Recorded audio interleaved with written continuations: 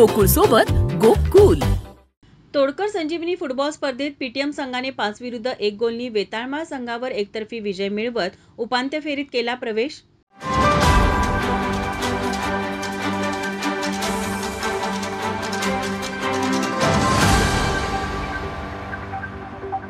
तोडकर संजीवनी football स्पर्धेत आज PTM अ विरुद्ध वेताळमाळ तालीम मंडळ यांचा सामना झाला. सुरुवातीपासूनच दोन्ही संघाकडून जोरदार चढाया सुरू राहिल्या.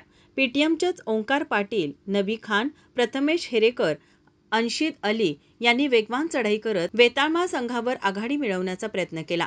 सामन्याच्या 31व्या मिनिटाला पीटीएमच्या ऋषिकेश मेथे पाटीलने गोल करत वेताळमाळ संघावर 1-0 ने आघाडी मिळवली. सामन्याच्या 40व्या मिनिटाला पीटीएमच्या निवृत्ती पौनोजी यांनी दुसरा गोल करत पीटीएम संघाला 2-0 अशी आघाडी मिळवून दिली.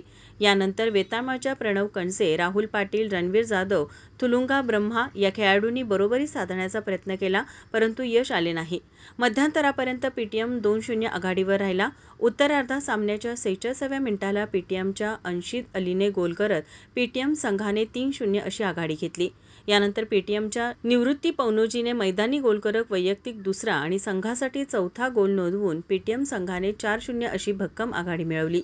वेताळमाळकडून गोलसाठी प्रयत्न झाले. सामन्याच्या 56व्या मिनिटाला वेताळमाळच्या सिद्धेश परांदेने गोल करत पीटीएम संघाची 1 गोलने आघाडी कमी केली. सिद्धेश पंधारेनं वेगानं मारलेला चेंडू पीटीएमचा गोली राजू मिरियाला याने उत्कृष्टरित्या रोखला. सामन्याच्या 60व्या मिनिटाला पीटीएमच्या ऋषिकेश मेथे पाटीलने वैयक्तिक दुसरा आणि संघासाठी 5वा गोल नोंदवला. संपूर्ण वेळेत पीटीएम संघाने 5-1 गोल अशी आघाडी कायम ठेवत वेताळमाळ संघावर एकतर्फी विजय मिळवत उपांत्य फेरीत प्रवेश केला. उद्या दुपारी 4 वाजता श्री शिवाजी तरुण मंडळ विरुद्ध संयुक्त जुना बुधवार पेठ यांच्यात सामना खेळवला जाणार आहे. माझा महाराष्ट्र न्यूज, कोल्हापूर.